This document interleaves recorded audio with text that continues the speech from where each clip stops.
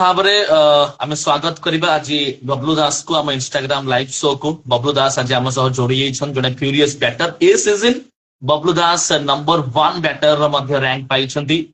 ଆମେ ସ୍ୱାଗତ କରିବା ବବଲୁ ଦାସକୁ। ବବଲୁ ଦାସ ଆମ ଇନଷ୍ଟାଗ୍ରାମ ଲାଇଭ ଶୋ କୁ ଆପଣଙ୍କୁ ସ୍ୱାଗତ। ଧନ୍ୟବାଦ ଭାଇ। ବହୁତ ସାରା ଦର୍ଶକ ମାନଙ୍କର ଇଚ୍ଛା ଥିଲା କି ଭାଇ ବବଲୁ ଦାସକୁ ଟିକେ ଆମ ଲାଇଭ ଶୋ କୁ ଡାକନ୍ତୁ, ବବଲୁ ଦାସକୁ ଆମେ ଦେଖିବା, ତାଙ୍କ ବିଷୟରେ କିଛି ଜାଣିବା।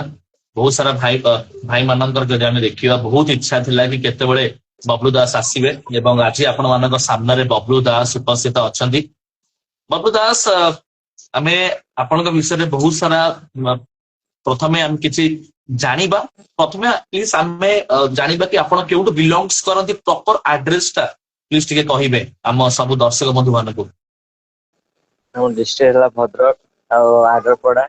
ମୋ ଗାଁ ହେଲା ପୁରୁଷଣ୍ଢ। ଆଚ୍ଛା, ଆପଣ ସେଇଠୁ ହିଁ ବିଲଙ୍ଗସ କରନ୍ତି ଯଦି ଆମେ ଆଜ୍ଞା। ଦେଖିବା। ଆଣ୍ଡ ଫ୍ୟାମିଲି ବିଷୟରେ ଟିକେ କହିବେ। ଘରେ ସବୁ କିଏ କିଏ ସବୁ, ଖାସ କରିକି ଫ୍ୟାମିଲି ମେମ୍ବର୍ସ? ଫ୍ୟାମିଲି ବାପା ବୋଉ ଦାଦା ଖୁଡି ସବୁ ଅଛନ୍ତି, ଛୋଟ ଛୋଟ ଛୁଆ। ମୋର ମୋ ମା ସବୁ ଅଛନ୍ତି। ମାନେ ଏକ ଭାଇ। ବହୁତ ବଡ ଫ୍ୟାମିଲି ଯଦି ଆମେ ଦେଖିବା, ଆପଣଙ୍କର ଗୋଟେ ବଡ ଫ୍ୟାମିଲିରୁ ଆପଣ ବିଲଙ୍ଗସ କରନ୍ତି। ଅ ଆଜ୍ଞା। ଏବଂ କ୍ରିକେଟ ଖେଳିବା ସହ ବବଲୁ ଦାସ ଆପଣଙ୍କର ଆଉ କିଛି ଅନ୍ୟାନ୍ୟ ପଢାପଢି କି ଜବ ବଗେରା କି କିଛି ବିଜନେସ ଅଛି? ନା ନା, ଖାଲି କ୍ରିକେଟ ଖେଳୁଛି ଆଉ। ପଢାପଢି ସରିଲାଣି, ଗ୍ରାଜୁଏସନ କମ୍ପ୍ଲିଟ। କ୍ରିକେଟ ଏବେ ଖେଳୁଛି ଆଉ। ଏବେ ଯଦି ଆମେ ଦେଖିବା ତ ଆପଣ କେବଳ ଫୋକସ କରିଛନ୍ତି କ୍ରିକେଟ ଉପରେ। କ୍ରିକେଟ ହିଁ ଏବେ ଆପଣ କେବଳ ଖେଳୁଛନ୍ତି, ଏବଂ ନିଶ୍ଚିତ ଭାବେ ବବଲୁ ଦାସ, କ୍ରିକେଟ ଖେଳିବା ଆପଣ ପ୍ରଥମେ କେବେ ଆରମ୍ଭ କରିଥିଲେ? କ୍ରିକେଟ ର ଜର୍ଣ୍ଣି ଆପଣଙ୍କର କଣ କେମିତି ଥିଲା? ପ୍ରଥମ ଥର ପାଇଁ ଆପଣ ବ୍ୟାଟ୍ କେବେ ଧରିଥିଲେ ବବଲୁ ଦାସ? ମୁଁ ବହୁତ ଛୋଟ ବେଳୁ ଖେଳିଲିଣି। ମୋର 2 ଜଣ ମାନେ କକା ଅଛନ୍ତି, ସେ ମତେ ବହୁତ ଛୋଟ ବେଳୁ ଖେଳ ଶିଖେଇଲେଣି। ବାପା ବୋଉ ସବୁ ମାନେ ସପୋର୍ଟ କରନ୍ତି ମତେ, ଭାଇ। ତ ଛୋଟ ବେଳୁ ହିଁ ମୁଁ ଖେଳି ଆସିଛି। ବହୁତ ଛୋଟ ବେଳୁ ଆପଣ କ୍ରିକେଟ ଖେଳି ଆସୁଛନ୍ତି ବବଲୁ। ଏବଂ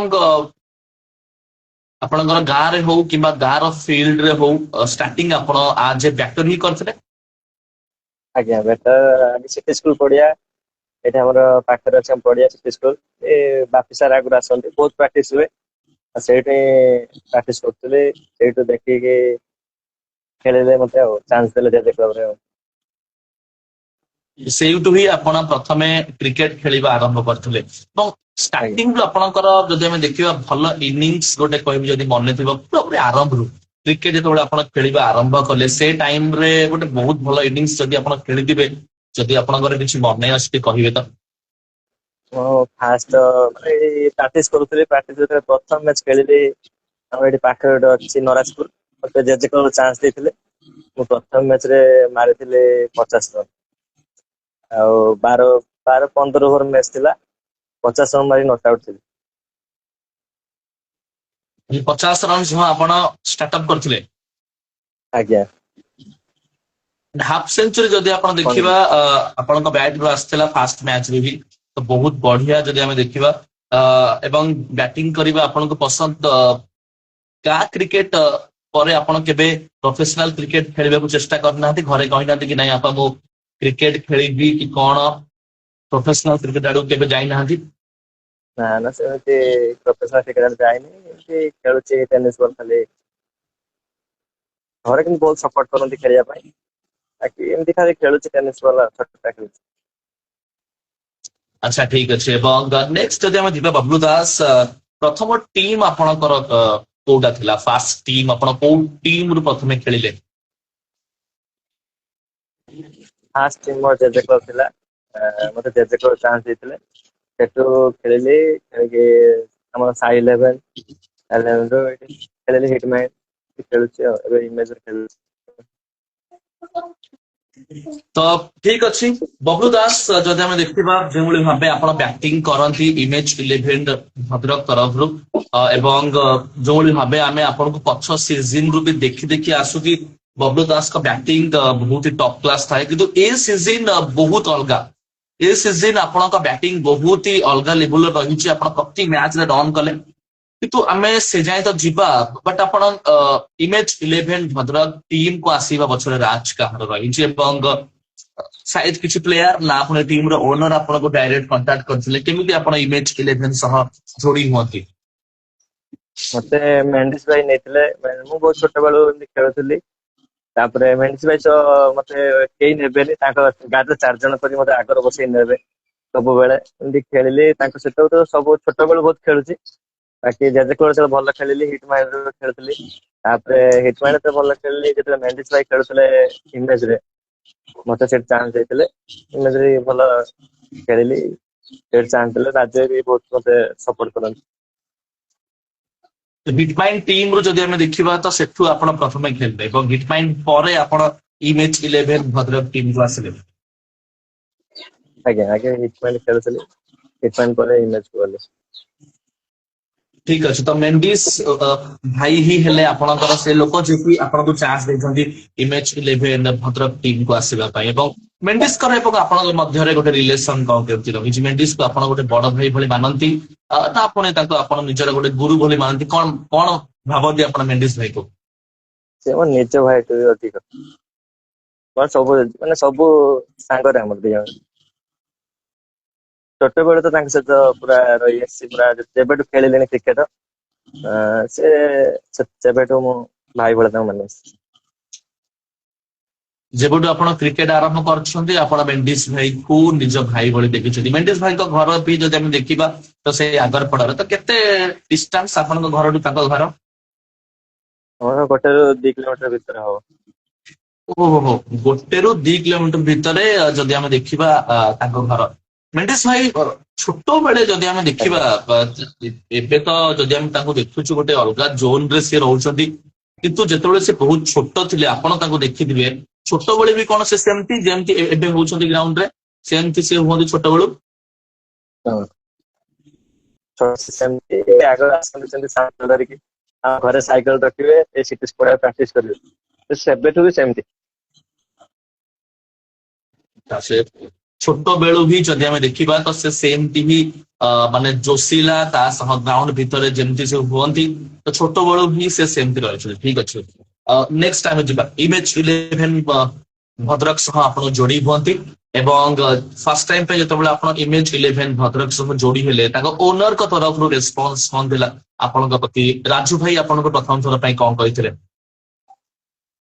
ତ ମୁଁ ଫାଷ୍ଟ ଯାଇ ଖେଳିଥିଲି ଖରାପ ବି ଖେଳୁଥିଲି ମତେ ବହୁତ ଚାନ୍ସ ଦେଇଛନ୍ତି କହିଲେ ତୁ ଖେଳ ଏମିତି ମତେ ବହୁତ ସପୋର୍ଟ କରନ୍ତି ରାଜୁ ଭାଇ ମଜା ବି କରନ୍ତି ମୋ ସହିତ ଆଉ ମତେ ବହୁତ ଚାନ୍ସ ଦେଇଛନ୍ତି ମୁଁ ଖରାପ ଖେଳିଛି ଫାଷ୍ଟ ଫାଷ୍ଟ ବହୁତ ଖରାପ ଖେଳିଲି ଖେଳିଲା ପରେ ବି କହିଲେ ତୋର ଭବିଷ୍ୟତ ଅଛି ଆଗକୁ ଖେଳ ଭଲ ଏମିତି ଖେଳ ରହି ରହିକି ତ ଖେଳ ଯେମିତି ତୁ ସେମିତି ଖେଳ ବହୁତ ସପୋର୍ଟ କରନ୍ତି ରାଜୁ ଭାଇ ମତେ।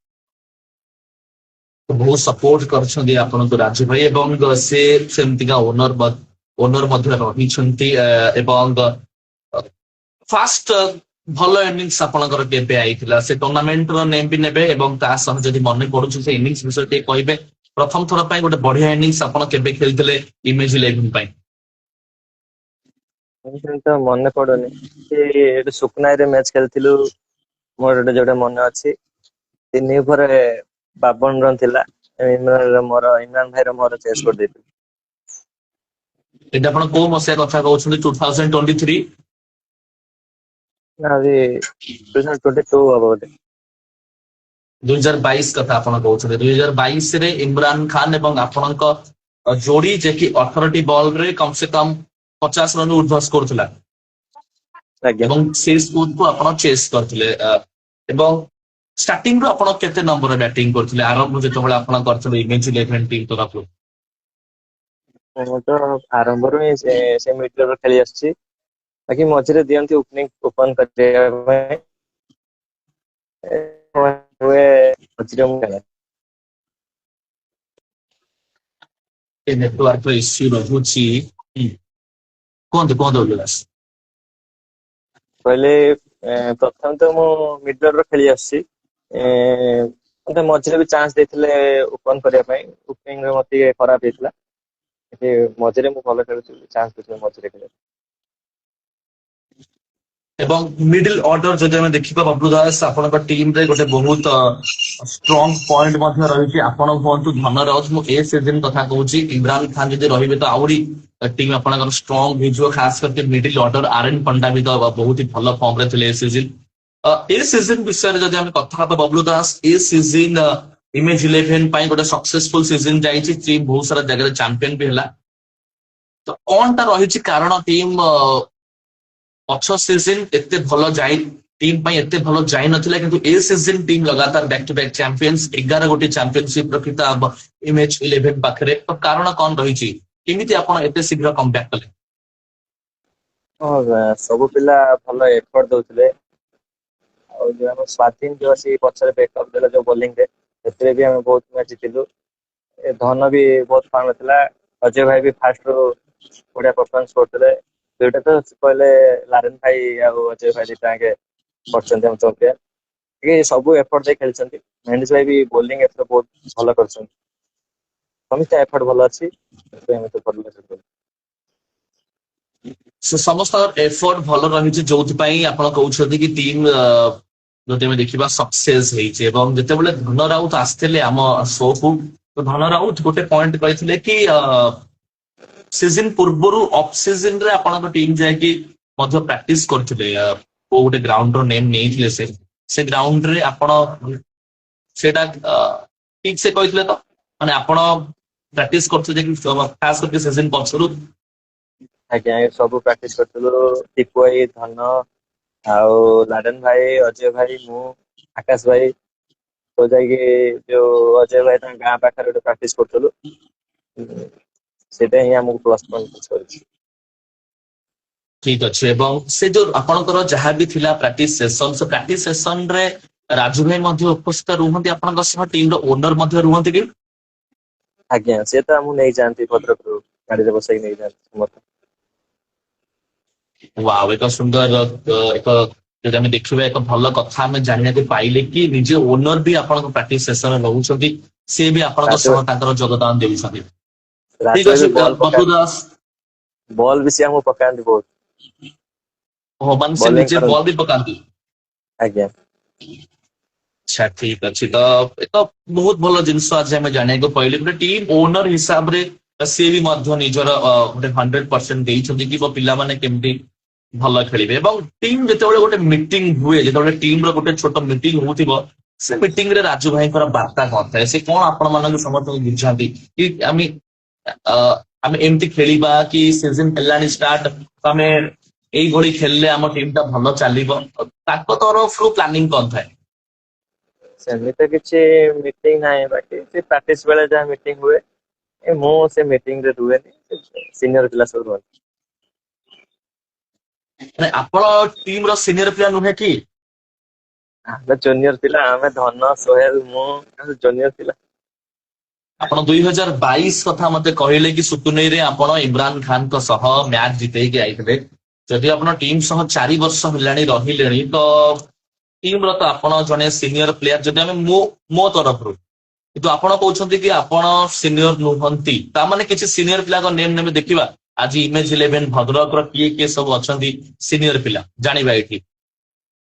ସିନିୟର ପିଲା ଟିପୁ ଭାଇ, ମେହେଣ୍ଡିସ ଭାଇ, ଲାଡେନ ଭାଇ, ଇମରାନ ଭାଇ, ଅଜୟ ଭାଇ, ଏଇଠି ସବୁ ସିନିୟର ପିଲା, ଆକାଶ ଭାଇ। ଆଚ୍ଛା, ସେ ସବୁ ହେଲେ ସିନିୟର ପିଲା। ଆଚ୍ଛା, ଜୁନିୟର ଆପଣଙ୍କ କ୍ୟାଟେଗୋରୀରେ ସବୁ କିଏ କିଏ ଯାଉଛନ୍ତି? ଆମର ଧନ, ସୋହେଲ, ବାଧିନୀ, ଆରେନ, ଆମେ ସବୁ ଜୁନିୟର ପିଲା।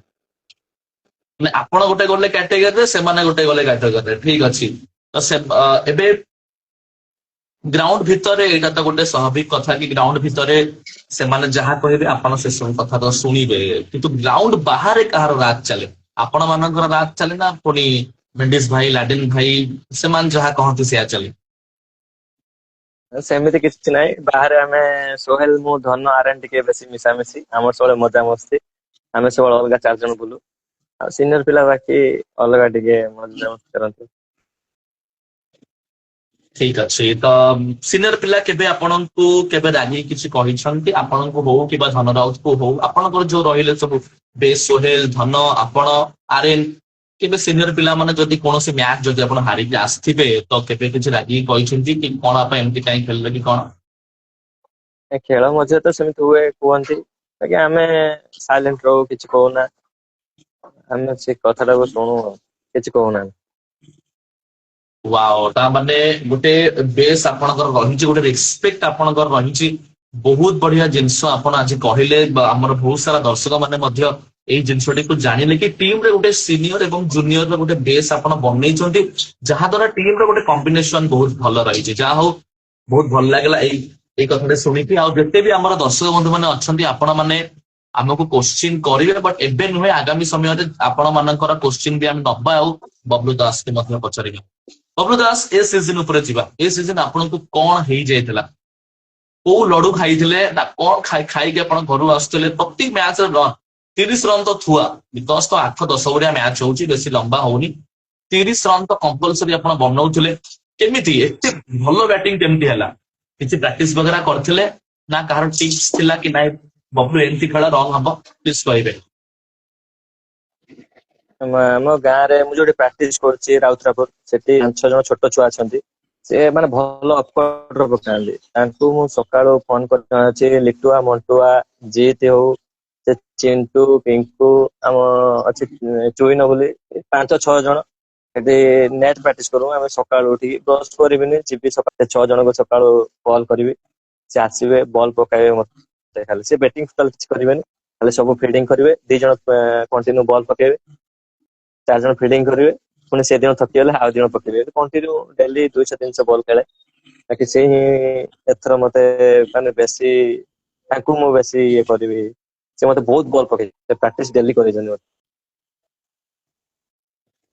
ତାମାନେ ଗୋଟେ ଯାହାକି ଥାଏ କି ପ୍ରାକ୍ଟିସ ମେକ୍ସ ପରଫେକ୍ଟ। ଯଦି ଆପଣ ଭଲ ପ୍ରାକ୍ଟିସ କରୁଛନ୍ତି ତ ଆପଣ ଗ୍ରାଉଣ୍ଡରେ ଯିଏ ବି ଆପଣଙ୍କୁ ବୋଲିଂ କରିଥାଉ, କୌଣସି ବି ଗ୍ରାଉଣ୍ଡ ଥାଉ, କୌଣସି ବି ପିଚ୍ ଥାଉ, ଆପଣ ଭଲ କ୍ରିକେଟ ଖେଳିପାରିବେ। ଆଉ ବବଲୁ ଦାସ, ଯଦି ଆମେ ଦେଖିବା ଆପଣଙ୍କୁ ସବୁଠୁ ଖାସ ବନାଏ ଟେନିସ କ୍ରିକେଟ। ଯଦି ବି ଆପଣ ବି ଦେଖନ୍ତି, ବହୁତ ଅଲଗା ପ୍ରକାର ସବୁ ସର୍ଟସ ବାହାରିଲାଣି। ରିଭର୍ସ ହଉ, ସ୍କୁପ ହଉ, କିମ୍ବା ଗୋଟିଏ ହାତରେ ସର୍ଟସ ମାରିବା ହଉ, ବହୁତ ହି ଅଲଗା ଅଲଗା ପ୍ରକାରର ସବୁ ସର୍ଟସ ଆସିଲାଣି ଟେନିସ କ୍ରିକେଟରେ। କିନ୍ତୁ ଆପଣ ସେ ସର୍ଟ ଯଦି ଆମେ ଦେଖିବା ପୁରା କମ, ବହୁତ କମ। ଆପଣଙ୍କ ରିଭର୍ସ ମୁଁ ସାୟଦ ଆପଣଙ୍କୁ ମୁଁ କେବେ ମାରିବାର ଦେଖିନି, ବହୁତ କମ। ସିଧା ବ୍ୟାଟରେ ଏତେ ଭଲ ଆପଣ କେମିତି ଖେଳି ପାରୁଛନ୍ତି? ଏଇଟା ତ କୌଣସି ପ୍ରୋଫେସନାଲ କ୍ରିକେଟ ବି ନୁହେଁ, ଡ୍ୟୁସ୍ ବଲ୍ ତ ନୁହେଁ। ଟେନିସ କ୍ରିକେଟରେ ବି ଆପଣ ସିଧା ବ୍ୟାଟରେ ଭଲ ସର୍ଟସ ଖେଳିକି ଯଦି ଆପଣ ରନ୍ ବନଉଛନ୍ତି, କେମିତି ଏତେ ଖାସ ଆପଣ କେମିତି ହେଇପାରିଲେ ବବଲୁ ଦାସ?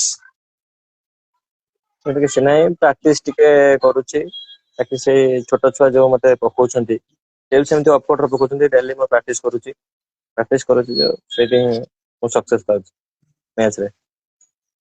ସହଜ ନୁହେଁ ବବଲୁ ଦାସ, ସତରେ ଏଇଟା ଗୋଟେ ବହୁତ ବଢିଆ ଟ୍ୟାଲେଣ୍ଟ ଆପଣଙ୍କ ପାଖରେ ଅଛି କି ସିଧା ବ୍ୟାଟରେ ବି ଆପଣ ଏତେ ସାରା ରନ୍ ବନେଇ ପାରୁଛନ୍ତି। ଠିକ ଅଛି, ଟିମ୍ ଯଦି ଆମେ ଦେଖିବା ଇମେଜ 11 ଭଦ୍ରକ ଗୋଟେ ଟୁର୍ଣ୍ଣାମେଣ୍ଟରେ ଆପଣଙ୍କ ଗୋଡ ଯଦି ଆମେ ଦେଖିବା ତ ସେ ଜାଗାରେ ଇଞ୍ଜର୍ଡ ଆପଣ ହେଇଯାଇଥିଲେ। ଠିକ ସେ ଟୁର୍ଣ୍ଣାମେଣ୍ଟର ନାଁଟା ମତେ ମାଇଣ୍ଡରେ ଆସୁନି। ଏବଂ ଯେତେବେଳେ ଆପଣ ଇଞ୍ଜର୍ଡ ହେଲେ ସେ ଟୁର୍ଣ୍ଣାମେଣ୍ଟରେ ଆପଣ ବାହାରକୁ ଗଲେ, ଆପଣ ଗ୍ରାଉଣ୍ଡ ଭିତରେ ଆଭେଲେବୁଲ ରହିଲେନି। ଆପଣଙ୍କ ଓନର ଯେ କି ରାଜୁ ଭାଇ, ସେ ଟାଇମରେ ଆପଣଙ୍କ ଗୋଡକୁ ମାଲିସ କରିଥାନ୍ତି, ଯୋଉଟା କି ବହୁତ ଭାଇରାଲ ମଧ୍ୟ ହେଇଥିଲା ଇନଷ୍ଟା କିମ୍ବା ୟୁଟ୍ୟୁବରେ। ଗୋଟେ ଓନର ଯେ କି ଆପଣଙ୍କ ଗୋଡକୁ ମାଲିସ କରୁଛନ୍ତି। Kansa Munda, thank you so much mister Unique Panda. Kansa Munda କପରେ ନିଶ୍ଚିତ ଭାବେ। ତ କଂସ ମୁଣ୍ଡାରେ ଆପଣଙ୍କ ଗୋଡ ଯଦି ଆମେ ଦେଖିବା ତ ସେ ଟିକେ କ୍ରାମ୍ପ ଆସେ, କ୍ରାମ୍ପ ଆସିବା ପରେ ଆପଣ ବାହାରକୁ ଯାଆନ୍ତି, ଆପଣଙ୍କ ଗୋଡକୁ ସେ ନିଜେ ଘଷନ୍ତି। ଏବଂ ସେ ବିଷୟରେ ଆପଣ କେମିତି ଡିସ୍କ୍ରାଇବ କରିବାକୁ ଚାହିଁବେ? ରାଜୁ ଭାଇଙ୍କ ସେ ଭଲ ପାଇବା ବିଷୟରେ ଆପଣ କଣ କେମିତି କହିବାକୁ ଚାହିଁବେ ପ୍ଲିଜ? ରାଜୁ ଭାଇ ତ ଆମ ଭଲ ପାଇବା ବହୁତ ରହିଛି। ଏଇ ମୋର ବହୁତ ଜୋରେ ଗୋଡ ମୋଡି ଯାଇଥିଲା, ସେ ବରଫ ଲଗେଇ ଘଷି ଦେଇଥିଲେ। ତ ମୁଁ କହିଥିଲି, ତା ପରଦିନ ବି ପୁଣି ଖେଳ ଥିଲା। ମୁଁ ରାଜୁ ଭାଇ ପଚାରୁଥିଲି ଖେଳି ପାରିବୁ କି ନାହିଁ, ମୁଁ ଦେଖେ ରାତିରେ ଯଦି ଠିକ ଲାଗିଲା କି ଖେଳିବି, ନହେଲେ ଖେଳିବିନି। ତ ତା ପରଦିନ ବସିକି ଖେଳିଥିଲି ବାସୁଦେବପୁରରେ। ରାଜୁ ଭାଇ ବହୁତ ସପୋର୍ଟ ଅଛି, ମାନେ ବହୁତ ହେଲ୍ପ କରନ୍ତି, ମଜା ମସ୍ତି ସବୁଥିରେ ଭଲ ଅଛି। ଯାହା ହଉ, ସେଇ ଜିନିଷଟା ଆମେ ଦେଖିକି ବି ଆମକୁ ବି ବହୁତ ଭଲ ଲାଗିଲା କି ଗୋଟେ ଓନର କେତେ ତାଙ୍କ ପ୍ଲେୟାର ମାନଙ୍କୁ ତାଙ୍କର କେୟାର ନଉଛନ୍ତି ତାଙ୍କର କେତେ ଦେଖଭାଲ କରୁଛନ୍ତି ଗୋଟେ ବହୁତ ବଢିଆ ଜିନିଷ ଆମକୁ ଦେଖିବାକୁ ମିଳିଲା ସେ ଜାଗାରେ। ଠିକ ଅଛି ନେକ୍ସଟ ଆମେ ଯିବା ଗଞ୍ଜାମ କପ୍ ଆପଣଙ୍କୁ ମନେ ପଡୁଛି ବବଲୁ ଦାସ ଗଞ୍ଜାମ କପ୍ ର ସେ ଇନିଂସ ଗଞ୍ଜାମ କପ୍ ଯେତେବେଳେ ଆପଣଙ୍କ ଟିମ୍ ଖେଳିଲା ସେ ଟାଇମରେ ଆପଣଙ୍କ ଟିମ୍ ଦୁଇ ଜାଗାରେ ଟିମ୍ ର ଥିଲା ଫାଇନାଲ ମ୍ୟାଚ ଗୋଟେ ଥିଲା ମାର୍କଣା ଏବଂ ଆଉ ଗୋଟେ ଥିଲା ଗଞ୍ଜାମ କପ୍ କିନ୍ତୁ ଯୋଉ ଟିମ୍ ଟି ଗଞ୍ଜାମକୁ ଆସିଥିଲା ସେ ଟିମରେ ଇମେଜ 11 ଭଦ୍ରକର ଯୋଉ କହିଲେ କି ସିନିୟର ପ୍ଲେୟାର ସେ ସବୁ କେହି ବି ନଥିଲେ ନା ମେଣ୍ଡିସ ଭାଇ ଥିଲେ ନା ଲାଡେନ ଥିଲେ ନା ଟିପୁ ଥିଲେ ଟିପୁ ସୁଲତାନ ତ ଆସିନଥିଲେ ଖାସ କରିକେ ଫାଇନାଲରେ କିନ୍ତୁ ଆପଣଙ୍କ ଟିମ୍ ପ୍ରଥମ ମ୍ୟାଚ ହାରିବା ପରେ ଲଗାତାର ଦୁଇଟି ମ୍ୟାଚ ଜିତେ ଟିମ୍ ଆପଣଙ୍କର ଚାମ୍ପିୟନ ହେଇଯାଏ କିନ୍ତୁ ଦ୍ୱିତୀୟ ମ୍ୟାଚରେ ଆପଣଙ୍କ ବ୍ୟାଟରୁ ସେ ଇନିଂସ ଆପଣ 3 ଗୋଟି ୱିକେଟ ସେ ମ୍ୟାଚରେ ବି ହରାଇ ଦେଇଥିଲେ 20-25 ରନରେ କିନ୍ତୁ ଆପଣଙ୍କର ସେ ହାଫ ସେଞ୍ଚୁରୀ କଣ ଭାବିକି ଆପଣ ଗ୍ରାଉଣ୍ଡ ଭିତରକୁ ଏଣ୍ଟ୍ରି କରିଥିଲେ? ସେମିତି କିଛି ଭାବିନଥିଲି ଆମ ବୋଲରଙ୍କୁ ବାକି କହିଥିଲି ଟିକେ ଭଲ ଏଫର୍ଟ ଦେଇ ପକାଅ। ଆଉ ମୁଁ ଭାବିଥିଲି 7 ଓଭର ସେଟା ମ୍ୟାଚ୍ ଥିଲା ବୋଧେ 7 ଓଭର କି 8 ଓଭର ମୁଁ ଭାବିଥିଲି କି 90-80-90 ଟାର୍ଗେଟରେ ଖେଳିବା। ଆଉ ଭଲ ସ୍କୋର ଟିକେ ହେଇଥିଲା। ଆମର ସେଇଠୁ ଆଶିକ ଭାଇ ଯୋଉ 3ଟା ୱିକେଟ ନେଲେ ଭାଇଟାଲ ୱିକେଟ ନେଲେ ସେଇଟା ହିଁ ଆମକୁ କମ ବ୍ୟାକ୍ କରିଥିଲା। ସେଇ ମ୍ୟାଚରେ ଆପଣଙ୍କ ଟିମ୍ 116-120 ପାଖାପାଖି ରନ୍ କରିନେଇଥିଲା 8 ଓଭର ମ୍ୟାଚରେ ଆଉ ଯୋଉଥିପାଇଁ କମାଣ୍ଡୋ 11 ଭୁବନେଶ୍ୱର ଏବଂ କମାଣ୍ଡୋ 11 ଭୁବନେଶ୍ୱରର ଫୁଲ ସ୍କ୍ୱାଡ ଥିଲା ଯୋଉ ସ୍କ୍ୱାଡ ଆପଣ ଦେଖିବେ ବାଗଡିଆ କପ ରେ ସେଇ ସ୍କ୍ୱାଡ ଏଠି ମଧ୍ୟ ଥିଲା ଗଞ୍ଜାମ କପ ରେ ଫୁଲ ଷ୍ଟ୍ରେଥ ସହ କମାଣ୍ଡୋ 11 ଓହ୍ଲେଇଥିଲା ଏବଂ ଯେହେତୁ ଆପଣଙ୍କ ସହ ଆପଣଙ୍କ ସିନିୟର ପିଲାମାନେ ନଥିଲେ ହେଲେ ବି ଆପଣଙ୍କ ଟିମ୍ ହାର ମାନ ନଥିଲା ବହୁତ ଭଲ ଲାଗିଲା ଆପଣଙ୍କର ସେ ଇନିଂସକୁ ଦେଖିକି ବହୁତ ହି ଖାସ ଇନିଂସ ଆପଣଙ୍କର ଥିଲା ଏବଂ ଏ ସିଜିନ ର ସବୁଠୁ ବେଷ୍ଟ ଇନିଂସ ଆମେ କହିପାରିବା ସାୟଦ ସେଇ ଇନିଂସ ଟି ହିଁ ରହିଛି। ଠିକ ଅଛି ବବଲୁ ଦାସ କୋଉ ସର୍ଟସ ଆପଣଙ୍କୁ ଖାସ କରିତେ ଭାରି ପସନ୍ଦ ଆପଣ ଯେତେବେଳେ ବ୍ୟାଟିଂ କରନ୍ତି ଆମେ ତ ଦେଖିଛୁ ଲେଗ ସାଇଡ ରେ ଆପଣ ଯୋଉ ଫ୍ଲିକ ଟି ମାରନ୍ତି ବହୁତ ଭଲ ଲାଗେ କିନ୍ତୁ ଆପଣଙ୍କୁ ଆପଣଙ୍କର କୋଉ ସର୍ଟ ଟା ଭାରି ପସନ୍ଦ? ମତେ ପୁଲ ସଟ୍ ଭଲ ଲାଗେ ଆଉ କଭର ଡ୍ରାଇଭ୍। କଭର ଡ୍ରାଇଭ୍ ଭଲ ଲାଗେ ଆଉ ଫୁଲ ସଟ୍ ଭଲ ଲାଗେ ଏବେ ରିସେଣ୍ଟଲି ଯଦି ଆମେ ଦେଖିବା ଜଡିବାଲି ବାଲେଶ୍ୱରରେ ଆପଣଙ୍କ କଭର ଉପରେ 6 ମାରିଥିଲେ ବହୁତ ସୁନ୍ଦର ସଟ୍ ଟି ଥିଲା ଆଉ ସର୍ଟ ବଲ୍ ଯଦି ଆପଣଙ୍କ ସାମ୍ନାରେ ଆସିବ ଆପଣ ତ ପୁଲ ମାରନ୍ତି ବହୁତ ବଢିଆ ଏଇଟା ବି ଆମେ ଦେଖିଛୁ। ଥ୍ୟାଙ୍କ ୟୁ ସୋ ମଚ୍ ବହୁତ ସାରା ଜିନିଷ ଆମେ ଆପଣଙ୍କ ଠାରୁ ଜାଣିଲେ ଏବଂ ଆଶା ମଧ୍ୟ ରହିବ କି ନେକ୍ସଟ ସିଜନ ବି ଏ ସିଜନ ଭଳି ନେକ୍ସଟ ସିଜନ ବି ଆପଣଙ୍କର ବହୁତ ଭଲ ଚାଲୁ। ଦେ ସିଜିନ ବବଲୁ ଦାସ ଆପଣଙ୍କର ଯେଉଁ ଭଳି ଭାବେ ଯାଇଥିଲା ନାଇଟ ସିଜନ ଆପଣ ଯୋଡି ହୁଅନ୍ତି ଡିସିସି ସନ୍ଥପୁରା କେନ୍ଦ୍ରାପଡା ସହ ସେଠି ବି ଆପଣଙ୍କ ବ୍ୟାଟରୁ ମଧ୍ୟ ବହୁତ ସାରା ରନ୍ ଆସିଛି ଆପଣ ମଧ୍ୟ ଗ୍ରୀନ ବଲରେ ବି ଭଲ ବ୍ୟାଟିଂ କରିଛନ୍ତି ଟିକେ ଡିସିସି ସନ୍ଥପୁରା ବିଷୟରେ କହିବେ ତାଙ୍କ ଓନର ବାପି ନାୟକ ବିଷୟରେ ପ୍ଲିଜ ଆପଣ କିଛି ଜଣେଇବେ ଆମ ଦର୍ଶକ ବନ୍ଧୁ ମାନଙ୍କୁ। ବାପିନ ଭାଇ ତ ମାନେ ନିଜ ଭାଇ ଭଳିଆ ମତେ ବାବା ଡାକନ୍ତି ସେଇଟା ମତେ ଭଲ ଲାଗେ। ଆଉ ଖେଳ ପୂର୍ବରୁ ସବୁବେଳେ 10-15 ମିନିଟ୍ ଥିବ କଲ୍ କରିବେ ଏଥିରେ ମନ ଦେଇ ଖେଳିବୁ ଏମିତି ଖେଳିବୁ ନିଜ ଭାଇ ଭଳିଆ ସବୁବେଳେ ବାକି ସବୁ ପ୍ଲେୟାର ସବୁ ମିଶିକି ଖେଳନ୍ତି ଭଲ ଖେଳୁଛନ୍ତି। ନିଶ୍ଚିତ ଭାବେ ଡିସିସି ସନ୍ଥପୁରା କେନ୍ଦ୍ରାପଡା ବି ଏ ସିଜିନ ଯଦି ଆମେ ଦେଖିବା ତ ଲଗଭଗ ଏକ ଭଲ ଟିମ୍ ରୂପରେ ଦେଖାଯାଇଛି ବହୁତ ସକ୍ସେସଫୁଲ ଟିମ୍ ମଧ୍ୟ ରହିଛି ନାଇନ୍ଥ ସିଜନରେ। ବବଲୁ ଦାସ ଏବେ ଅଫ୍ ସିଜନ ରେ ଆପଣଙ୍କର ଏବେ କଣ କେମିତି ଚାଲିଛି ଏବେ ରିସେଣ୍ଟଲି ଆପଣ କେଉଁଝରରେ ମ୍ୟାଚ୍ ଖେଳିକି ଆସିଲେ ଏବେ ଅଫ୍ ସିଜନ ରେ କଣ କେମିତି ଚାଲିଛି ଆପଣଙ୍କର? ଅସୁବିଧା କିଛି ନାହିଁ ପ୍ରାକ୍ଟିସ ହଉଛି ଆଉ କିଛି ନାହିଁ ଘରେ ବସି ପ୍ରାକ୍ଟିସ କରୁଛି। ଏବଂ କିଛି ଅଫର ବଗେରା ଆସିଲାଣି ଆପଣଙ୍କୁ କେବେ ଅଫର ଆସିଛି ଅନ୍ୟ ଟିମ ରୁ କି କଣ ଆସିଥିବ ବବଲୁ ବହୁତ ହେଇଗଲା ଏମଏଚ ପଟେ ଏବେ ଟିକେ ଆମ ଟିମ କୁ ଆସ କେବେ କିଛି ଅଫର ଆସିଛି ଆସିଛି? ଆସିଛି ବାକି ମୁଁ କିଛି ମାନେ ହୁଏନି ମୁଁ ତ ଯୋଉଠି କେବେ ଖେଳିବି ମୁଁ ସେମିତି କିଛି କୁହେନି କାହାକୁ। ଠିକ ଅଛି କୋଉ ଟିମ ରୁ ଆସିଛି ଆପଣ ତ କେବେ ସେଟା କହିବେନି ବିକଜ ଏଇଟା ଏକ ସୋସିଆଲ ମିଡିଆ ପ୍ଲାଟଫର୍ମ କିନ୍ତୁ ଧରି ନିଅନ୍ତୁ ଗୋଟେ ଟିମ୍ ଆପଣଙ୍କୁ ବହୁତ ସାରା ବହୁତ ବଢିଆ ଅଫର ଆପଣଙ୍କୁ ଦେଲା ଆପଣଙ୍କୁ ଏକ ଲଗଭଗ ଗୋଟେ ଟପ୍ କ୍ଲାସ ର ଗୋଟେ ଅଫର ଆପଣଙ୍କୁ ଆସୁଛି ହାଇ ବଜେଟ ର ଗୋଟେ ଅଫର ଆସୁଛି କେବେ ଇମେଜ 11 ଛାଡିକି ଯିବେ? ନା କଣ ପାଇଁ? ମେଣ୍ଡିସ ଭାଇ ଯୋଉଠି କହିବେ ଖେଳିବି ବାକି ଇମେଜ ତ ଛାଡି ପାରିବୁନି ଇମେଜରେ ଖେଳୁଥିବୁ ଇମେଜରେ ଖେଳୁଥିବ ଛାଡି ପାରିବୁନି ଇମେଜ କେବେ। ଇମେଜ 11 ଆପଣ बहुत समय सह जोड़ी ହେଇକି ଅଛନ୍ତି ଇମେଜ 11 ଭଦ୍ରକର ଏମିତି କଣଟା ଅଛି ଆପଣଙ୍କୁ ଭାରି ପସନ୍ଦ ଇମେଜ 11 ଭଦ୍ରକ ଆପଣ ହିଟମାଇଣ୍ଡ ଛାଡିକି ଆସିଲେ ଆପଣ ତା ପୂର୍ବରୁ ଆହୁରି ବହୁତ ସାରା ଟିମ୍ ଛାଡିକି ଆସିଲେ ଏବେ କହୁଛନ୍ତି ମୁଁ ଇମେଜ 11 କେବେ ଛାଡି ପାରିବିନି କଣ ରହିଛି ଖାସ ଇମେଜ 11 ଭଦ୍ରକ ଟିକେ ଭଲ ବି ବୁଝେଇବେ ଆମ ଦର୍ଶକ ମାନଙ୍କୁ। ଖାସ୍ ତ ସେମିତି ନାହିଁ, ଆମ ଭିତରେ ବଣ୍ଡିଙ୍ଗ ଗୋଟେ ଭଲ ହେଇଯାଇଛି କି ମେଣ୍ଡିସ ଭାଇ ଖେଳୁଛନ୍ତି ତ ଖେଳି ଆସୁଛି। ଆଉ ଆମ ଡିଷ୍ଟ୍ରିକ୍ଟ ରୁ ଖେଳୁଛୁ, ଡିଷ୍ଟ୍ରିକ୍ଟ ରୁ ଯାଉଛି ଭଦ୍ରକ ଡିଷ୍ଟ୍ରିକ୍ଟ ରୁ ଟିମ୍। ସେ ଇମେଜ 11 ପ୍ରତି ଯଦି ଆମେ ଦେଖିବା ତ ସେ ଭଲ ପାଇବା ରହିଛି ଏବଂ ତା ସହ ଯେହେତୁ ଭଦ୍ରକ ଡିଷ୍ଟ୍ରିକ୍ଟ କୁ ଇମେଜ 11 ଭଦ୍ରକ ରିପ୍ରେଜେଣ୍ଟ କରୁଛୁ ତ ଆପଣ ଇମେଜ 11 ଭଦ୍ରକକୁ ଇଏ କରୁନାହାନ୍ତି ବହୁତ ସାରା ବ୍ଲୁ ହାର୍ଟ ମଧ୍ୟ ଆସୁଛି ଆପଣଙ୍କ ପାଇଁ ଆପଣଙ୍କ ଟିମ୍ ପାଇଁ ଇମେଜ 11 ଭଦ୍ରକ ପାଇଁ ଅ, ଏବଂ ଠିକ ଅଛି ଇମେଜ 11 ଭଦ୍ରକର ଫ୍ୟାନ ବେସ୍ ଯେମିତି କ୍ରିକେଟ ଆଗେଇ ଚାଲିଛି ଓଡିଶାରେ ଇମେଜ 11 ର ଫ୍ୟାନ ବେସ୍ ମଧ୍ୟ ଆହୁରି ଉପରକୁ ଯାଉଛି ଫ୍ୟାନ୍ସ ମାନଙ୍କ ବିଷୟରେ କହିବେ ଇମେଜ 11 ଫ୍ୟାନ୍ସ ମ୍ୟାଚ୍ ହାରିବା ପରେ ତାଙ୍କ ରିଆକ୍ସନ କଣ ଥାଏ ମ୍ୟାଚ୍ ଜିତିବା ପରେ ତାଙ୍କ ରିଆକ୍ସନ କଣ ଥାଏ ଟିକେ ଫ୍ୟାନ୍ସ ମାନଙ୍କ ବିଷୟରେ କହିବେ ବବଲୁ ଦାସ। ଫ୍ୟାନ୍ସ 3 ଜଣ ଅଛନ୍ତି, ବହୁତ ହାର୍ଟ ଫ୍ୟାନ୍। ସେ ଖେଳ ପୂର୍ବରୁ କଲ୍ କରିବେ, ଖେଳ ପରେ ବି କଲ୍ କରିବେ। ଜଣେ ଅଛନ୍ତି ଆଲୋକ ଭାଇ, ଆଉ ଜ୍ଞାନ ଭାଇ, ଆଉ ଯେ ଟିକେ ଯୋଉ ମେସେଜ କରୁଛି ଏବେ, ସେ 3 ଜଣ ଅଛନ୍ତି ମାନେ ଖେଳ ପୂର୍ବରୁ କଲ୍ କରିବେ, ଖେଳ ପରେ ବି କଲ୍ କରିବେ। ଏଟା ଏମିତି ହେଇଥିଲେ ହେଇଥାନ୍ତା, ସେମିତି ହେଇଥିଲେ ହେଇଥାନ୍ତା। ଆଉ 2 ଜଣ ଅଛନ୍ତି ବିକାଶ ଆଉ ସରୋଜ ବୋଲି ବନ୍ଧରେ, ସେ ବହୁତ ଭଲ ପିଲା, ସବୁବେଳେ ମେସେଜ କଲ୍ କରିଥିବେ। ହାରିଗଲେ ବହୁତ ମନ ଦୁଃଖ ବା ମେସେଜ କରିବେ, କଲ୍ କରିବେ, ଷ୍ଟାଟସ୍ ପକେଇବେ। ଯେତେବେଳେ ଆପଣ ହାରିଯାଆନ୍ତି ଆପଣଙ୍କ ଟିମ୍ ଯେତେବେଳେ ହାରିଯାଏ ତାହେଲେ ତାଙ୍କ ମନ ବହୁତ ଦୁଃଖ ହୁଏ ଏଇଟା ନିଶ୍ଚିତ ଭାବରେ ଯଦି ଆମେ ଦେଖିବା ତ ଏଇଟା ଏକ ସ୍ୱାଭାବିକ କଥା କିନ୍ତୁ ଯଦି ଆମେ ଦେଖିବା ପିକେ ଭାଇ ମତେ କାଲି କଲ୍ କରିଥିଲେ ରାତିରେ କହିଲେ ଭାଇ ଆମ ଡ୍ୟୁଟି ଯଦି ଆମେ ଦେଖିବା ଆମର ରହୁଛି ମର୍ଣ୍ଣିଂ ସେସନରେ କିନ୍ତୁ ଆମେ बबलू दास को शो देखियो बोली बबलू दास को लाइव रे देखियो बोली आमे ड्यूटी को सेकेंड हाफ को नहीं जाइछु आमे सेकेंड शिफ्ट ड्यूटी करले को जीवु केवल बबलू दास को देखिया पई जे कि एबे बेंगलोर रे रहउछथि पीके भाई तो बहुत सारा एमती फैंस माने अछंती जो माने आपन को बहुत भल पाती आपन को टीम को मध्य भल पाती ठीक अछि आमे बहुत सारा चर्चा करनेले इमेज 11 भद्रक विषय रे नेक्स्ट एबे आमे जिबा क्रिकेट आपण देखुछंती ओडिसा टेनिस क्रिकेट एबे धीरे धीरे आगेइबाकू चलछि केते आवश्यक रहिछि बबलू दास डिसिप्लिन ग्राउंड भितरे डिसिप्लिन तो बहुत दरकार है कि फिटनेस दरकार, फिटनेस नहले तो खेली हेबन। ए बहुत डिसिप्लिन दरकार, डिसिप्लिन भी एतिके दरकार माने आग्रेशन भी सेति दरकार, आग्रेशन माने क्रिकेट भी खेली हेबन।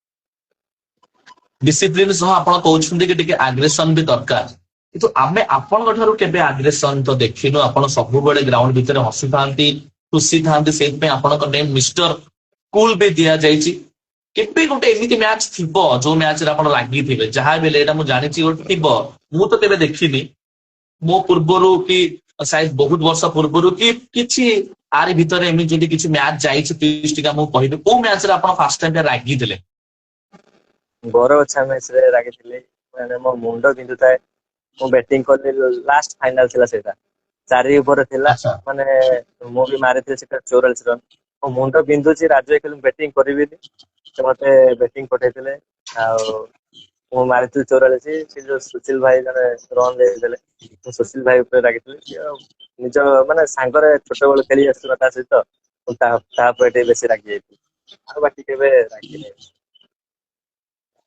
निश्चित भाବରେ ଏବଂ ମିଷ୍ଟର କୁଲ ର ଆଖ୍ୟା ଆପଣଙ୍କୁ ଦିଆଯାଇଛି କେବେ କୌଣସି ଅପୋନେଣ୍ଟ ପ୍ଲେୟାର ମାନଙ୍କ ପ୍ଲେୟାରଙ୍କ ସହ ଆପଣ କେବେ କିଛି ନୋକଝୋକ ହେଇନି କେବେ କିଛି ଝଗଡା ହେଇନି ଅପୋନେଣ୍ଟ ଟିମ ର ପ୍ଲେୟାର ଯେମିତି ହୁଅନ୍ତି ଟିକେ ଯୋଉ ନୋକଝୋକ ହୁଏ ଗ୍ରାଉଣ୍ଡ ଭିତରେ ସେଇଟା କେବେ ଆପଣଙ୍କର ହେଇନି ନା ନା ସେଟା କେବେ କେବେ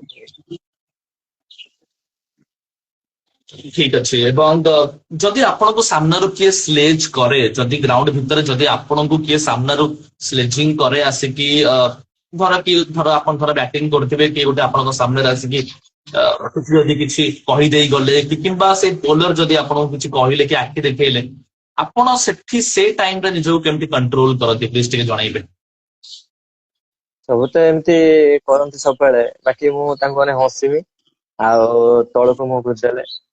ଆଉ ଏବେ ତ ଅଜୟ ଭାଇ ସବୁବେଳେ ଏମିତି କରୁଛନ୍ତି, ଯେବେ ଖେଳୁଛୁ ଗ୍ରୀନ ବଲ୍ ତ ଅଲଗା ଖେଳୁଛୁ, ଅଜୟ ଭାଇ ସବୁବେଳେ କରୁଛନ୍ତି, ବାକି ତାଙ୍କୁ ଦେଖି ହସିଦିଏ, ସିଏ ଆଉ କିଛି କହିବେନି। ମାନେ ହସଟା ହେଲା ଏକ ଏମିତି ଜିନିଷ ଯଦି ବି ଆପଣଙ୍କୁ କିଏ ରାଗୁଛି ଆପଣ ଯଦି ହସିଦେବେ ସାୟଦ ତାଙ୍କ ରାଗ ବି ଅଟୋମେଟିକ କମିଯିବ। ଏଇଟା ଆପଣ କହିବାକୁ ଚାହୁଁଛନ୍ତି? ମାନେ ଆଜ୍ଞା ଯଦି ଆପଣଙ୍କୁ କିଏ ଗୋଟେ ଆସିକି ଗାଳି କରୁଛି, ଯଦି ଆପଣଙ୍କୁ କିଏ ଯଦି କମେଣ୍ଟ ପାସ୍ କରୁଛି, ଆପଣ କହୁଛନ୍ତି କି ମୁଁ ହସି ଦଉଛି। ଆଜ୍ଞା। ବା ବବଲୁ ଦାସ, ମାନିଗଲି ମୁଁ ଆପଣଙ୍କୁ। ଦର୍ଶକ ବନ୍ଧୁ ମାନେ ପୁରା ଆମ କମେଣ୍ଟ ବକ୍ସ ରେ ମିଷ୍ଟର କୁଲ ବୋଲି ଲେଖିକି ଭରି ଦିଅନ୍ତୁ। ଦେଖନ୍ତୁ କେମିତି ସେ କୁଲ କାମ ପ୍ଲେୟାର, ଏତେ ବଢିଆ ନିଜକୁ ସେ କେମିତି କଣ୍ଟ୍ରୋଲ କରୁଛନ୍ତି। ଠିକ ଅଛି ବବଲୁ ଦାସ, ବହୁତ ସାରା ଜିନିଷ ଆମେ ଆପଣଙ୍କ ଠାରୁ ଜାଣିଲେ। ନେକ୍ସଟ ଆମେ ଯିବା କିଛି ଟୁର୍ଣ୍ଣାମେଣ୍ଟ ଉପରେ। କିଛି ଟୁର୍ଣ୍ଣାମେଣ୍ଟ ର ନେମ୍ ନେବେ ପ୍ଲିଜ ବବଲୁ ଦାସ ଆପଣଙ୍କ ତରଫରୁ। ଯୋଉ ଟୁର୍ଣ୍ଣାମେଣ୍ଟ ଆପଣଙ୍କୁ ଭାରି ପସନ୍ଦ ଏ ସିଜିନ ଆପଣ ଖେଳିଛନ୍ତି, ବିକଜ ସବୁ ଟୁର୍ଣ୍ଣାମେଣ୍ଟ ତ ଭଲ, ସମସ୍ତେ କଷ୍ଟ କରିକି ଟୁର୍ଣ୍ଣାମେଣ୍ଟ କରୁଛନ୍ତି, କିନ୍ତୁ ଆପଣଙ୍କୁ ପସନ୍ଦ ଆସିଥିବା କିଛି ଟୁର୍ଣ୍ଣାମେଣ୍ଟ ର ନେମ୍ ନେବେ। ଗୋଟେ ବାଗିଡିଆ 1 ନମ୍ବର, ବାଗିଡିଆ, ଘଣ୍ଟପଡା, କଂସମୁଣ୍ଡା, ଆଉ ଏପଟେ ଶୋଷ, ମାର୍କୋଣା, ବହୁତ ଭଲ ଟୁର୍ଣ୍ଣାମେଣ୍ଟ। ସୁନ୍ଦରପୁର। ଇଏ କିଛି ଟୁର୍ଣ୍ଣାମେଣ୍ଟ ଇଏ କିଛି ଟୁର୍ଣ୍ଣାମେଣ୍ଟ ଯାହାକି ଆପଣ ଏ ସିଜିନ ଖାସ କରିକି ଆପଣଙ୍କୁ ଟିକେ ପସନ୍ଦ ଆସିଛି। ଏବଂ ଆଜ୍ଞା। ବହୁତ ସାରା ଚର୍ଚ୍ଚା ଆସୁଛି କି ଟାଇମିଂ କୁ ନେଇକି, ପ୍ଲେୟାର ମାନେ ଠିକ ଟାଇମ ରେ ଗ୍ରାଉଣ୍ଡ ରେ ପହଞ୍ଚି ପାରୁନାହାନ୍ତି, ମ୍ୟାଚ ଟିକେ ଲମ୍ବା ଓଭର ହେଇପାରୁନି। ବବଲୁ ଦାସ ଆପଣ ହେଲେ ଗୋଟେ ମିଡିଲ ଅର୍ଡର ର ବ୍ୟାଟର, ଯଦି ଆପଣଙ୍କୁ 15 ରୁ 20 ଓଭର ମିଳେ ଖେଳିବା ପାଇଁ, କମ ସେ କମ ଯଦି ବି 12 ଓଭର ମିଳେ ଖେଳିବା ପାଇଁ, ସାୟଦ ଆପଣ 50 ଜାଗାରେ ଗୋଟେ ଶତକ ବି ମାରିପାରିବେ, ଆପଣଙ୍କ ବ୍ୟାଟ ରୁ 80-100 ରନ ବି ଆସିପାରିବ।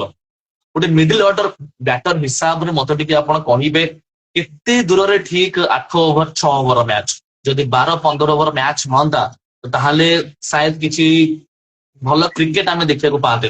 କଣ କହିବେ ତା ବିଷୟରେ? ଟାଇମ ଟେବୁଲ ମାନେ ନିହାତି ଦରକାର ଯାଏ, 10 ଓଭର କି 12 ଓଭର ଟିକେ ଭଲ ଲାଗନ୍ତା ଖେଳିବା ପାଇଁ। ଆଉ ଦର୍ଶକ ଭଲ ମାନେ ମଜା ହୁଅନ୍ତା, ବହୁତ ଭଲ ହୁଅନ୍ତା 10 ଓଭର 12 ଓଭର ହୁଅନ୍ତା। ଗୋଟେ ଷ୍ଟଡି ହେଇକି ଖେଳି ପାରନ୍ତା, କେମିତି କଣ ଓଭର ଟିକେ ପାଇଲେ ତ ସେମିତି ଖେଳିବେ। ଏଇ 2 ଓଭର 3 ଓଭର ଥିବ ଯାଇ ଖେଳିଲେ କେମିତି ହବ। ଠିକ ଅଛି, ଏବଂ ଆଶା ରହିବ କି ଏ ସିଜିନରେ ଆମେ ଟିକେ ଟାଇମ ଉପରେ ବି ଫୋକସ କରିବା କି କେମିତି ସମସ୍ତେ ଯାଇକି ଠିକ ଟାଇମରେ ଯାଇକି ଗ୍ରାଉଣ୍ଡରେ ପହଞ୍ଚିବେ, ଏବଂ ଯେତେ ଲମ୍ବା ଓଭର ମ୍ୟାଚ ହବ, ଯେତେ ଲମ୍ବା ଓଭର ଫର୍ମାଟ ହବ, ସେତେ ଭଲ କ୍ରିକେଟ ଆମେ ଦେଖିବାକୁ ପାଇବା ଗ୍ରାଉଣ୍ଡରେ। ବବଲୁ ଦାସ ଆପଣ କୋଉ ପ୍ଲେୟାରକୁ ଫଲୋ କରନ୍ତି, ଖାସ କରିକି ଆପଣଙ୍କର ଇନ୍ସପିରେସନ କିଏ କ୍ରିକେଟରେ? ମତେ ସଚିନ ତେନ୍ଦୁଲକର ଆଉ ରୋହିତ ଶର୍ମା ଦୁଇ ଜଣ ବହୁତ ପସନ୍ଦ। ସଚିନ ତେନ୍ଦୁଲକର ଏବଂ ରୋହିତ ଶର୍ମା। ରୋହିତ ଶର୍ମାକୁ ଆପଣ ଫଲୋ କରନ୍ତି, ହିଟ ମ୍ୟାନ। ଏବଂ ବହୁତ ସାରା ସଟ୍ସ ଆପଣଙ୍କର ଆମେ ଦେଖୁଛୁ ରୋହିତ ଶର୍ମାଙ୍କ ଭଳି, ଆପଣ ଯୋଉ ପୁଲ ସଟ୍ ଟା ମାରନ୍ତି ରୋହିତଙ୍କ ଭଳି ପୁରା ଫ୍ରଣ୍ଟ ଫୁଟ ରୁ ପୁଲ କରନ୍ତି। ବାସ୍ ଯେହେତୁ ଆପଣ ତାଙ୍କୁ ଫଲୋ କରନ୍ତି, ନିଶ୍ଚିତ ଭାବେ ତାଙ୍କର କିଛି ଝଲକ ମଧ୍ୟ ଆପଣଙ୍କ ଭିତରେ ଅଛି। ଠିକ ଅଛି, ନେକ୍ସଟ ଏବେ ସମୟ ଆସିସାରିଛି, ଆମେ ଏବେ ଦର୍ଶକ ମାନଙ୍କ କୋଶ୍ଚିନ୍ ନବା, ଦର୍ଶକ ମାନଙ୍କ ନିକଟକୁ ଯିବା। ବିକଜ ବବଲୁ ଦାସ ମତେ ଶୋ ପୂର୍ବରୁ ହିଁ କହିଥିଲେ କି ଭାଇ ଅଳ୍ପ ସମୟର ଶୋ ଟି ରଖିବ, ବେଶୀ ସମୟ ମୁଁ କିଛି କହିପାରିବିନି, ତ ଆମେ ଶୋ ଟାକୁ ମଧ୍ୟ ବହୁତ କମ ସମୟ ନବା। ତ ଦର୍ଶକ ବନ୍ଧୁ ମାନେ ଏବେ ଆପଣ ମାନେ ନିଜ ନିଜ କୋଶ୍ଚିନ୍ ଦେଇ ଦିଅନ୍ତୁ, ଆମେ ସମସ୍ତଙ୍କୁ କୋଶ୍ଚିନ୍ ନବା। ସମୟ ଆସିସାରିଛି, ବବଲୁ ଦାସ ଏବେ ସମସ୍ତଙ୍କ କୋଶ୍ଚିନ୍ ର ଆନ୍ସର ବି ରଖିବେ। ଦେଖିବା କି କଣ କଣ ସବୁ କୋଶ୍ଚିନ୍ ଆସୁଛି ବବଲୁ ଦାସଙ୍କ ପାଇଁ। ତ ଜବରଦସ୍ତ ଶୋ ଆପଣ ମାନେ ଦେଖିପାରୁଛନ୍ତି, ବବଲୁ ଦାସ ଯିଏକି ଏବେ ଆମ ସହ ଯୋଡି ହେଇଛନ୍ତି ଆଜି, ଓଡିଶା ଟେନିସ କ୍ରିକେଟର ଜଣେ ଦମଦାର player. PK Raut Pradeep question, Das babu, Das babu କିଏ? ଦାସ ବାବୁଙ୍କ ନେମ ରେ କିଛି କୁହ, କଣ କହୁଛନ୍ତି? ସେ ତ ମୋ ମାନେ କକାର ପୁଅ, ମୋ ଭାଇ। ଆଉ ଖେଳ ସରିବ ସାଙ୍ଗେ ସାଙ୍ଗେ ଫୋନ କରିବ, ଆଉ ଯୋଉ ଆଚ୍ଛା, ମଜା କରନ୍ତି ନା, ଯୋଉ ମଜା କରନ୍ତିନି କହିବ ହାଲକରେ କୋଉଠିରେ, ଏମିତି ମଜା କରିବ ମୋ ସହିତ। ଘରକୁ ଆସିବ ନାହିଁ, ସବୁବେଳେ ଖେଳ ଦେଖନ୍ତି ଘରେ ସବୁ। ଛୋଟ ଛୁଆ ବହୁତ ସପୋର୍ଟ, ସେଲଫି ନେଇଥିଲେ ଦେଖ ଶୋଷରେ ଏ ଜଗତ ଭାଇଙ୍କ ସହ, ସେ ଛୋଟ ଛୁଆ ଟା ସେ ହେଲା ମୋ ଭାଇ। ଆଚ୍ଛା ଆଚ୍ଛା ହଁ ହଁ ଆଚ୍ଛା ନେକ୍ସଟ ବଣ୍ଟିଙ୍କର କ୍ୱେଶ୍ଚିନ୍ ଅଛି ବଣ୍ଟି 80 ଏ ସିଜନ ରେ ଇମେଜ 11 ର ସ୍କ୍ୱାଡ କଣ ରହିବ କିଛି ଚେଞ୍ଜ ଅଛି ବବୁଲ ଦାସ ନା ଆପଣ ସେମ୍ ସ୍କ୍ୱାଡ ସେମ୍ ସ୍କ୍ୱାଡ୍ ମୁଁ ଯଦି ଜାଣିଛି ସେମ୍ ସ୍କ୍ୱାଡ୍ ରହିବ। ବାକି ବେଶୀ ତ କିଛି ଜାଣିନି, ଯେତିକି ଜାଣିଛି ବି ସେମ୍ ସ୍କ୍ୱାଡ୍ ରହିବ। କ୍ରିସ୍ 45 ବହୁତ ହି ହାର୍ଡ କ୍ୱେଶ୍ଚିନ୍ ଆସୁଛି ବବଲୁ ଦାସ ବବଲୁ ଦାସ ବବଲି କିଏ ଅଛନ୍ତି ଆଜ୍ଞା। क्वेश्चन ଅଛି କି ବବଲୁ ଦାସ କେହି ବବଲି ବଗେରା କେହି ଅଛନ୍ତି କି ନାହିଁ ଇଏ ଅ ତାହେଲେ ଅଛନ୍ତି ନେକ୍ସଟ ଯିବା ମିଷ୍ଟର ଇମେଜ 11 ବବଲୁ ଦାସ ସୋହେଲ ଭାଇଙ୍କ ବିଷୟରେ କିଛି କହିବେ ସୋହେଲ ଭାଇ କଣ, ସେ ତ ସବୁବେଳେ ଆମ ଟର୍ଣ୍ଣିଂ ପଏଣ୍ଟ ଉପରେ ହିଁ ସେ ପକାଏ। ବାକି ତା ସହିତ ବହୁତ ମୋ କ୍ଲୋଜ, ମଜା ମସ୍ତି ବହୁତ। ସିଏ ଆର୍ଏନ୍ ଧନ। ଠିକ ଅଛି ସନ୍ତୋଷ ଜେନା କାଳିଆ ଭାଇଙ୍କ ବିଷୟରେ କିଛି କୁହ କାଳିଆ ଭାଇ ସାୟଦ ଚୁଇଁ କାଳିଆ ପ୍ଲିଜ ତାଙ୍କ ବିଷୟରେ କିଛି କହିବେ ଚୁଇଁ କାଳିଆ ଆପଣଙ୍କୁ କେତେ ପସନ୍ଦ ଲାଗନ୍ତି ମୋର ବହୁତ ପସନ୍ଦ, ମୋର ଫେଭରାଇଟ ସବୁବେଳେ ବ୍ୟାଟ୍ସମ୍ୟାନ ବିଷୟରେ କାଳିଆ ଭାଇ। ସେ ଯୋଉ ରନ୍ ମାରିବେ, ମାନେ ସବୁବେଳେ ମତେ ବହୁତ ଟାଇମ ମତେ ବୁଝାନ୍ତି ଏଇ ଭଲ ଖେଳୁଛୁ, ଏମିତି ଖେଳ। ବାହାରକୁ ନେଇକି ବହୁତ କିଛି କୁହନ୍ତି। ନେକ୍ସଟ ଆମେ ଯିବା କୁମାର ତପୁ ଏବେ ଆମ ସହ ଯୋଡି ହେଇଛନ୍ତି ତାଙ୍କ କ୍ୱେଶ୍ଚିନ୍ ଆସୁଛି କି ମାଣିକ ଚାନ୍ଦ କେମିତିକା ପ୍ଲେୟାର ସୁହାନୀ ଟିମ ରେ ବହୁତ ଭଲ ପ୍ଲେୟାର ସେ, ଓପନିଂ ବ୍ୟାଟିଂ ଓପନିଂ ବୋଲିଂ କରୁଛନ୍ତି, ମାନେ ବହୁତ ଭଲ ପ୍ଲେୟାର। ଆଉ ବହୁତ ଭଲ ବ୍ୟାଟର ବି ସେ। ନେକ୍ସଟ କ୍ୱେଶ୍ଚିନ୍ ଆସୁଛି ଆଇ ଆମ୍ ସୁଶାନ୍ତ 55 ଇମ୍ରାନ ଖାନ ରହିବେ ନା ପଳେଇବେ ଏ ସିଜନ ବିକଜ ବହୁତ ମିସ୍ କରିଛନ୍ତି ସମସ୍ତେ ଇମ୍ରାନ ଖାନକୁ ପଛ ସିଜନରେ କଣ ଲାଗୁଛି ଇମ୍ରାନ ରହିବେ ରହିବେ କହୁଛନ୍ତି ତ ରହିବେ, ମୁଁ ବାକି ଜାଣିନାହିଁ, କନଫର୍ମ ନୁହଁ। ରହିବେ ବୋଲି କହୁଛନ୍ତି। ତାମାନେ ଲଗଭଗ ଆପଣ ମାନେ ଜାଣିନିଅନ୍ତୁ ଦର୍ଶକ ବନ୍ଧୁ ମାନେ ବବଲୁ ଦାସ କହିଲେଣି ମାନେ ଇମ୍ରାନ ଖାନ ସାୟଦ ଆପଣଙ୍କୁ ଫୁଲ ସିଜନ ବି ଦେଖାଯାଇ ପାରନ୍ତି ନେକ୍ସଟ ସତ୍ୟ 97 SD ଆକାଶ ପାତ୍ର କାହିଁକି ଖେଳୁନାହାନ୍ତି ଇମେଜ 11 ତରଫରୁ ଗୋଡ କଣ ଲିଗାମେଣ୍ଟ ମାଡ ହେଇଛି, ସେ ଟୋଟାଲି ଖେଳୁନାହାନ୍ତି। ଇମେଜ୍ କାଇଁ ଟୋଟାଲି ଖେଳୁନାହାନ୍ତି। ଆଉ ଆର ସିଜିନ ଖେଳିବେ ବୋଧେ, ଗୋଡ ଠିକ ହେଇନି।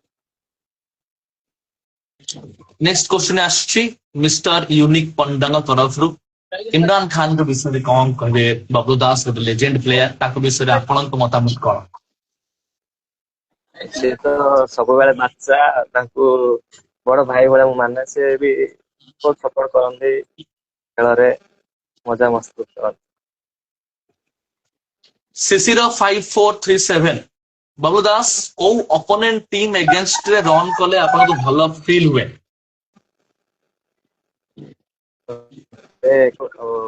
ସୁହାନୀ। କମାଣ୍ଡୋ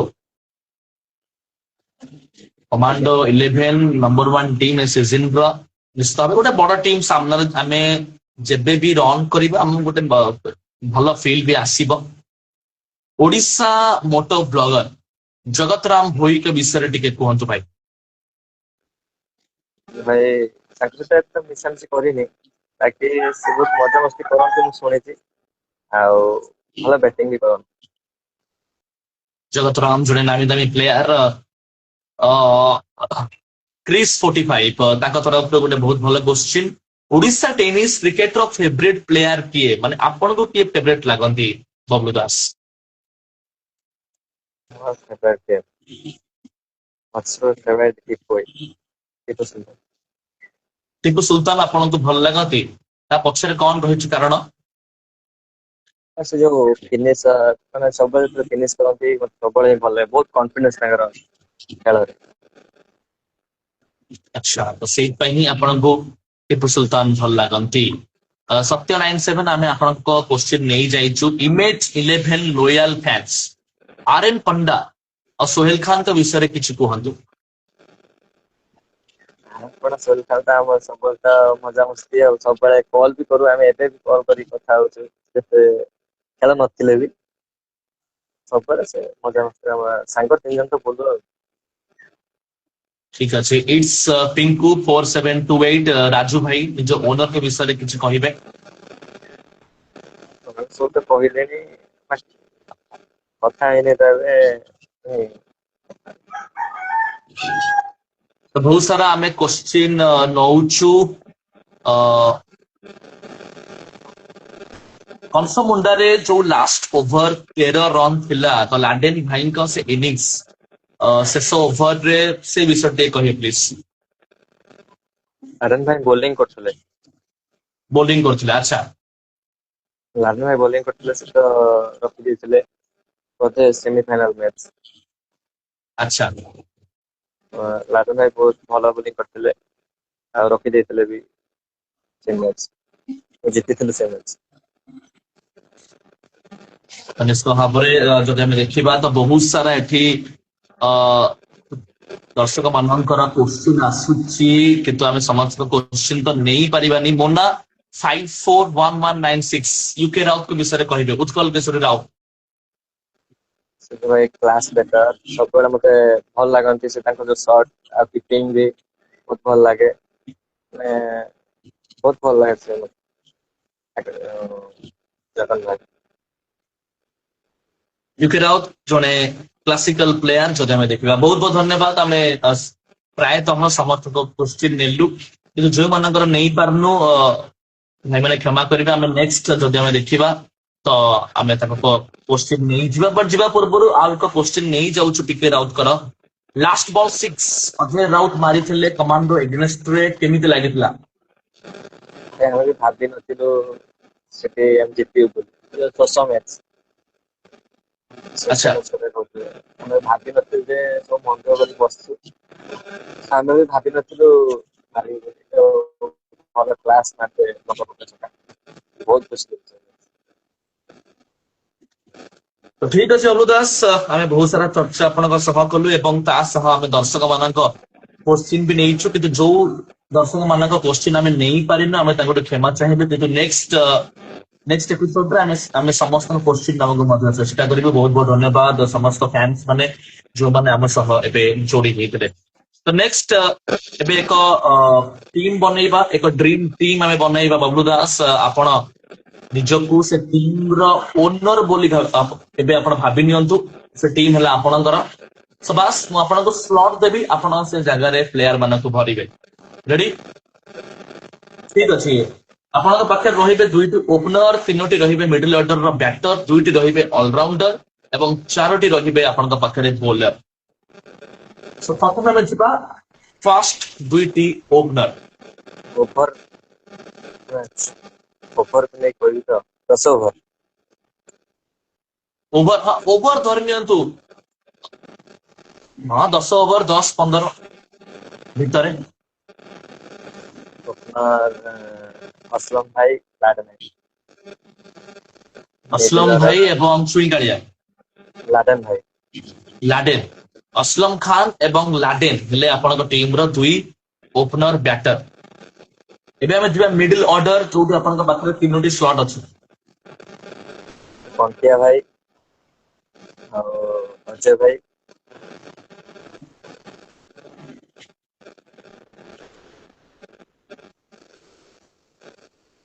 ଇମ୍ରାନ ଭାଇ।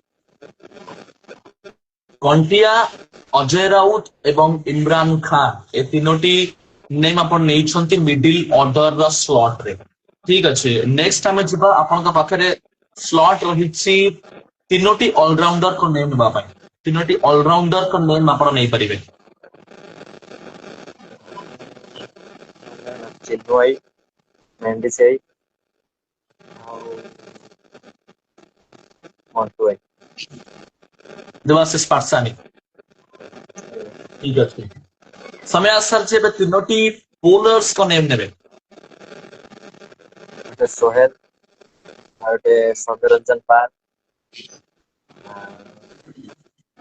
ଲାଲଟୁ ଭାଇ। सोहेल, सौम्यपाल ଏବଂ ପରେଶ ସାମଲ ଯଦି ଆମେ ଦେଖିବା ଆପଣ ସେମାନଙ୍କ ନେମ୍ ନେଇଛନ୍ତି। ଟିମ୍ ରେ ଆପଣଙ୍କର ୱିକେଟ କିପର କିଏ ରହିବ, କଣ୍ଟିଆ ନା ଅଜୟ ରାଉତ? ଅଜୟ ଭାଇ। ଅଜୟ ରାଉତ ରହିବେ ୱିକେଟ କିପର। ଟିମ୍ ରେ କ୍ୟାପ୍ଟେନ ଆପଣ କାହାକୁ କରିବେ? ମେଣ୍ଡିସ ଭାଇ। ମେଣ୍ଡିସ ରହିବେ କ୍ୟାପ୍ଟେନ। ଟିମ୍ ରେ ଆପଣ ଭାଇସ୍ କ୍ୟାପ୍ଟେନ କାହାକୁ କରିବେ? ଭାଇସ୍ ଅଜୟ ଭାଇ ମାନେ ଲାଦେନ ଭାଇ ବୁଝାବୁଝି କି ସେ 3 ଜଣ ହିଁ। କିନ୍ତୁ ଆପଣ ଲାଡେନ ଭାଇକୁ ଆପଣ ଭାଇସ କ୍ୟାପ୍ଟେନ କରୁଛୁ ସେ ତାଙ୍କ ଭିତରେ ଚର୍ଚ୍ଚା କରିକି ଟିମକୁ ଆଗେଇବେ। ତ ବହୁତ ଭଲ ଟିମ ଆପଣ ଏବେ ଗୋଟେ ବନେଇଲେ ଗୋଟେ ଗୋଟେ ଯଦି ଏ ଟିମ ଖେଳିବ ତ ଲଗଭଗ ବହୁତ ସାରା ଟିମକୁ ମଧ୍ୟ ହରେଇ ପାରିବ।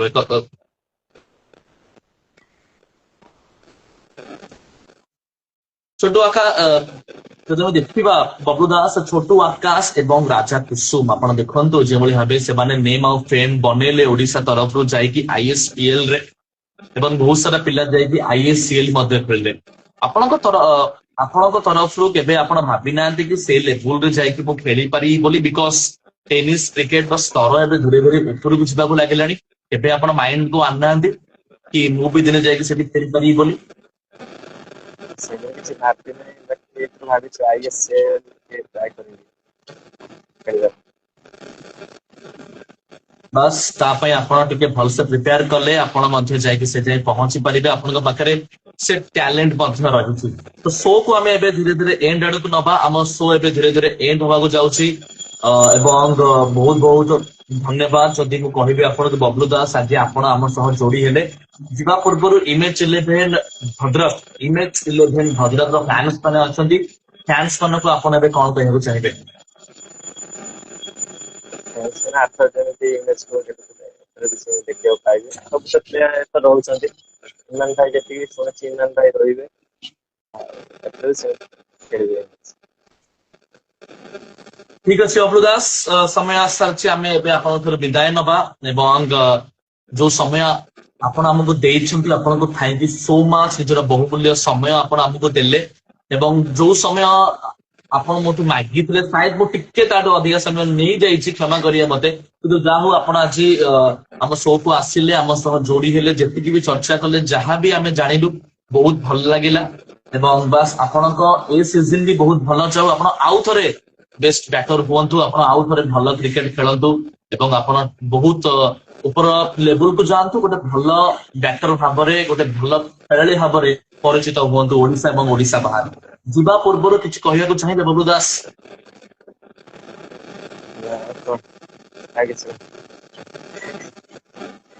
ଥ୍ୟାଙ୍କ ୟୁ ଭାଇ ଇନଭାଇଟ୍ କରିଥିବାରୁ। ମୁଁ ତ ଆସିନଥିଲି ଆମ ଜବରଦସ୍ତ କଲେ ବୋଲି।